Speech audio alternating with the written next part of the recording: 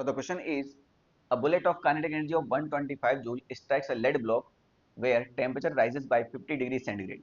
If specific heat of lead is 0.1 joule per gram degree centigrade, then mass of lead block is m gram, then 2m is. Assume half of kinetic energy of bullet is converted into heat. तो बिल्कुल सब कुछ question में clarification हो चुका है ना।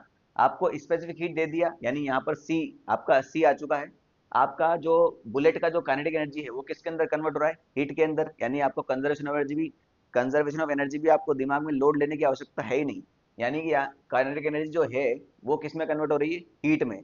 और हीट किस लिए काम आ रही है बेटा, उसका टेम्परेचर राइज करने में।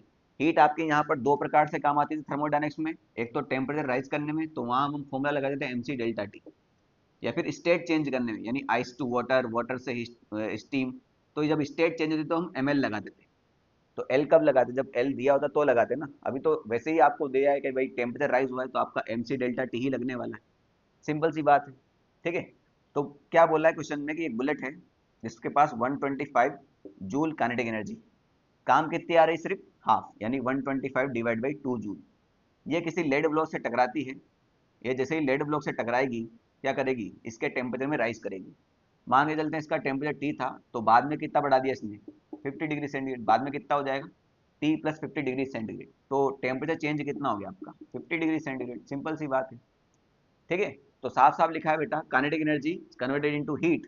तो इसका जो हाफ काइनेटिक एनर्जी होगा वो किस में कन्वर्ट हुआ है, हीट में। और हीट किस काम आ रही है, टेम्परेचर राइज करने में। तो कौन सा फॉर्मूला लगेगा, एम सी डेल्टा टी। बात खत्म। तो बेटा ये हो जाएगा आपका 125 डिवाइड बाई 2। एम आपका ग्राम में ही आने वाला है क्योंकि सी आपका ग्राम में है। सी कितना है, 0.1 जूल पर gram degree centigrade. Delta T किसमें है, 50 डिग्री सेंटीग्रेड, ठीक है। सब कुछ कट जाएगा आपका, तो ये पॉइंट हटाए तो जीरो, एक जीरो से एक जीरो खत्म। ये 5 से 125 कितनी बार जाएगा,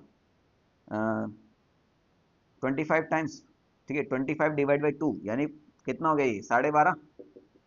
एम की वैल्यू कितनी आ जाएगी आपके, 12.5। यहाँ से आप 2m पूछा है ना, m की वैल्यू 12.5 है, 2m आपसे पूछा है, तो इसका डबल कर दो तो वापस कितना हो जाएगा बेटा, 25। तो ये 25 आपका करेक्ट आंसर आ जाएगा, ठीक है।